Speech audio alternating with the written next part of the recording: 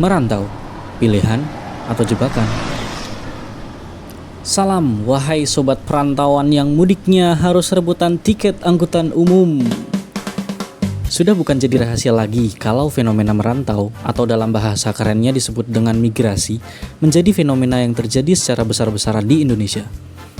Umumnya, masyarakat yang bermigrasi memiliki maksud untuk menaikkan tingkat perekonomian keluarganya. Namun, tidak sedikit para pejuang rupiah ini yang malah terjebak di hiruk-pikuk perkotaan, tanpa arah dan tujuan, menganggur tanpa info pekerjaan. Secara umum, migrasi dapat didefinisikan perpindahan penduduk dari satu wilayah ke wilayah lainnya. Beberapa ahli memberikan penjelasan, seperti Brown and Sanders di tahun 1981, di mana migrasi disebabkan adanya kepuasan maupun ketidakpuasan individu atau rumah tangga secara keseluruhan terhadap tempat yang ada. Jika kepuasan dari tempat yang baru itu cukup menyimpang dari kebutuhan maupun harapan, maka individu akan mempertimbangkan untuk mencari lokasi baru. Pendapat tersebut relevan dengan kasus yang terjadi di Indonesia, di mana rata-rata remaja lulusan SMA atau SMK lebih memilih untuk merantau untuk mencari pekerjaan atau tingkat pendidikan yang lebih tinggi, tentunya yang tidak bisa didapatkan di daerah asal mereka. Kasus yang terjadi di beberapa kota besar yang memiliki universitas yang baik, seperti kota Semarang atau Provinsi Daerah Istimewa Yogyakarta, dipenuhi oleh remaja-remaja harapan bangsa dari luar wilayah, bahkan hingga luar provinsi dan luar negeri, demi mengenyam pendidikan tinggi. Dalam hal pekerjaan, kawasan industri di Provinsi Jakarta dan Jawa Barat, khususnya Kabupaten Cikarang dan Karawang, tumbuh dengan baik. Pertumbuhan yang baik memberikan jaminan berupa upah minimum karyawan yang tergolong tinggi, sehingga menarik masyarakat usia produktif, khususnya remaja, untuk datang mencari pekerjaan dengan gaji tinggi. Tentunya bagi sobat-sobat family backbone akan sangat tertarik, karena prinsip kerja enak atau tidak enak tidak menjadi masalah asalkan mendapat gaji tinggi. Karena memegang teguh prinsip gaji tinggi sama dengan jaminan hidup yang lebih baik. Sebenarnya, apakah merantau merupakan pilihan yang baik? Mari kita telusuri dari jumlah migrasi yang terjadi. Badan Pusat Statistik melalui Sensus Penduduk Long Form 2020, atau lebih mudahnya disingkat SPLF 2020, menghasilkan data yang cukup jelas. Kita ucapkan selamat bagi Jawa Tengah yang memenangkan nominasi provinsi dengan jumlah perantau terbesar, yaitu sebanyak 5.996.506 jiwa, dengan 51%-nya adalah laki-laki. Mantap jiwa bukan? Jika kita bayangkan secara kasar saja, dapat tergambar betapa sepinya wilayah-wilayah di Jawa Tengah, kecuali kota-kota besar, serta kondisi fasilitas yang gitu-gitu aja. Tidak ada perkembangan yang signifikan karena jumlah pengguna yang sedikit. Lalu apakah Jawa Tengah menjadi kesepian ketika ditinggal merantau? Kasus yang terjadi di Desa Gerabak, Kecamatan Gerabak, Kabupaten Purworejo, dapat sedikit memberikan gambaran betapa sunyi dan tenangnya pedesaan karena dihuni oleh anak-anak dan orang tua. Putra-putri mereka yang sudah remaja memilih berkuliah atau mencari kerja di luar Purworejo karena keterbatasan sarana universitas yang bagus dan upah kerja yang kecil, hanya 2,65 juta saja. Bayangkan, dengan besaran gaji tersebut digunakan untuk menghidupi anak, istri, atau orang tua. Jika ini terjadi pada Anda, apakah terpikirkan untuk membeli Kijang Innova secara cash? Saya pun jika disuruh mencicil juga akan menolak. Fakta lainnya, di perantauan dengan gaji yang besar belum tentu dapat hidup layak. Wilayah yang tumbuh dengan baik akan berdampak pada peningkatan biaya hidup. Gaji yang besar belum tentu menjamin dapat menabung banyak dan konsisten. Terlebih, industri manufaktur saat ini menyerap tenaga kerja dengan sistem kontrak 6 bulanan atau tahunan, dengan maksimal perpanjangan kontrak rata-rata 3 tahun. Setelah itu, perusahaan akan menyerap tenaga kerja baru. Pada akhirnya, perantau yang mengalami habis kontrak dihadapkan pilihan yang menantang, yaitu menetap di perantauan dengan sisa uang yang ada, atau pulang ke kampung halaman menjadi buruh lepas, atau mengolah pertanian warisan orang tuanya dengan pendapatan seadanya.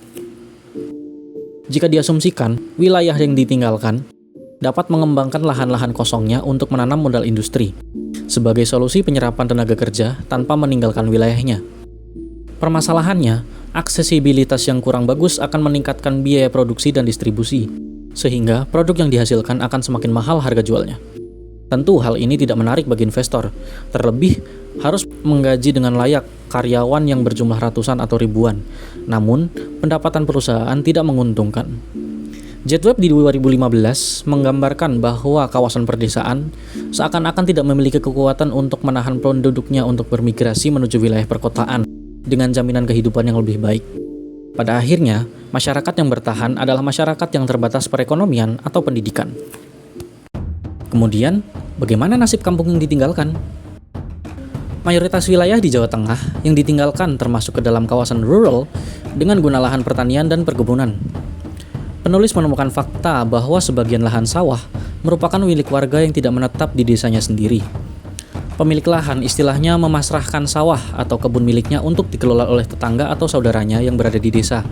Lalu, hasil pertaniannya dibagi secara adil. Sistem pemanfaatan lahan pertanian semacam ini dapat disebut sewa lahan, atau dalam bahasa Jawa dinamakan dol garapan atau dol borongan. Tentunya, sistem seperti ini setidaknya masih bisa menyelamatkan wilayah pedesaan dari serbuan pemborong lahan, karena lahan pertanian yang masih aktif digunakan. Yang jadi permasalahan, pedesaan mengalami kekurangan tenaga petani yang mengelola lahan-lahan tersebut, sehingga menyebabkan pemilik lahan mendatangkan serombongan tenaga dari desa tetangga atau lebih jauh. Kedatangan para petani dari luar juga merupakan migrasi dalam waktu singkat. Setelah selesai panen, mereka akan kembali ke daerah asalnya. Lalu, pihak desa di mana lahan tersebut berada tidak mendapat apa-apa selain kondisi jalan yang semakin hancur dilewati mobil angkutan hasil pertanian. Sedangkan, pemasukan untuk pembangunan jalan sangat minim. Sebenarnya dalam konteks pertanian, hal ini bisa menjadi solusi bagi perantau yang sudah buntu dalam mencari pekerjaan di luar kota untuk kembali ke desa dan menjadi petani. Namun, keterbatasan kemampuan pertanian juga menjadi masalah. Dikarenakan para perantau yang jarang turun lahan, sehingga pemilik lahan cenderung memilih mendatangkan petani dari luar yang lebih mumpuni. Belum lagi perkara gengsi untuk kembali bertani yang masih menyelimuti hati para pejuang rupiah jarak jauh ini. Sementara, pakaian bersih dari laundry tidak akan mampu ngerejekeni. Lalu, bagaimana mengatasi permasalahan yang bertumpuk ini? Pada hakikatnya, pola pendidikan di wilayah pedesaan mendorong masyarakatnya untuk segera bekerja. Sementara, bidang pekerjaan yang sesuai dengan kemampuan mereka hampir tidak ada di daerahnya sendiri. Para sarjana pertanian juga terkendala untuk kembali bertani atau memberikan penyuluhan ke petani-petani desa. Karena keterbatasan pendidikan petani, sehingga kurang mampu memahami apa yang disampaikan. Perlu adanya perhatian lebih terhadap para perantau yang terjebak di antah berantah untuk dapat mencukupi ekonomi keluarganya, sehingga mereka tidak menjadi bibit permasalahan di perkotaan karena beban pikiran yang tidak berkesudahan. Sejatinya, pemerintah dan masyarakat memang harus bekerja sama dan saling berkomunikasi dua arah agar program yang diterjunkan tepat sasaran. Syukur-syukur dapat mengurangi motivasi mereka untuk meninggalkan desanya. Pada akhirnya, keterkaitan kota dengan desa bukan lagi perkara perjalanan pekerja atau pariwisata, tapi kolaborasi pembangunan yang seimbang sehingga dapat memberikan manfaat yang baik bagi perkotaan atau wilayah pedesaan.